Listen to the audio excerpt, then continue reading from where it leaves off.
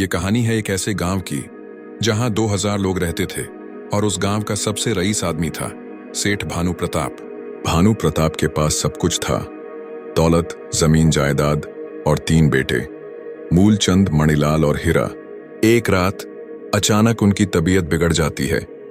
उन्हें लगता है जैसे अब वक्त ज्यादा नहीं बचा।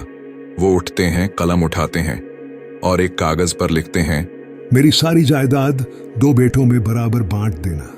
फिर वो कागज तकिए के नीचे रखकर सो जाते हैं और अगली सुबह वो कभी नहीं उठते। गांव में मातम फैल जाता है। भानु प्रताप की अंतिम यात्रा में पूरा गांव उमड़ पड़ता है। अंतिम संस्कार के बाद भानु प्रताप का लिखा हुआ कागज उनके बड़े बेटे को मिलता है। वो सोच में पड़ जाता है, 3 बेटे हैं तो सिर्फ 2 हिस्से क्यों? वो ये सवाल लेकर पहुंचता है गांव के सरपंच के पास। सारा गांव इकट्ठा होता है। सरपंच कागज पढ़ते हैं और गांव वालों से कहते हैं, आखिर भानु प्रताप ने ऐसा क्यों लिखा कि जायदाद के 2 हिस्से हों, जबकि उनके बेटे तो 3 हैं? अब किसको जायदाद नहीं देना चाहते थे भानु प्रताप जी? अब इसका फैसला कल होगा। अगले दिन पंचायत फिर से लगती है।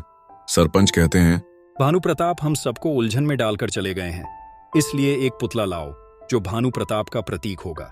गांव वाले एक मिट्टी का पुतला बनाते हैं। सरपंच तीनों बेटों को बुलाते हैं। सरपंच कड़क आवाज में, तुम्हारे बाप ने गांव को उलझन में डाला है, अब तुम तीनों अपने अपने चप्पल उतारो और उनके चेहरे पर मारो। गांव वाले चौंक जाते हैं। 2 बेटे इनकार करते हैं। मूलचंद और मणिलाल हक्के बक्के रह जाते हैं।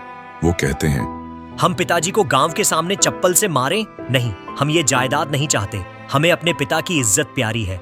लेकिन हीरा बोलता है, अगर तुम नहीं मारोगे तो मैं तीनों की तरफ से मार देता हूं। गांव सन्न रह जाता है।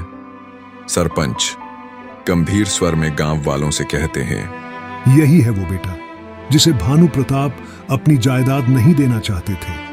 जिसे अपने बाप की इज्जत से ज्यादा दौलत प्यारी हो, उसे इस गांव में रहने का कोई हक नहीं।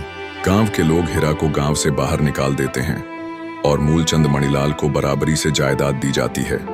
फिर वो दोनों सच्चे भाई गांव में सादगी से रहते हैं। जायदाद बड़ी नहीं होती, बड़ा होता है अपने माता पिता का सम्मान। और भानु प्रताप ने जाते जाते गांव को यह सबक सिखा दिया, इज्जत कमाने में जिंदगी लगती है और गंवाने में 1 मिनट भी नहीं।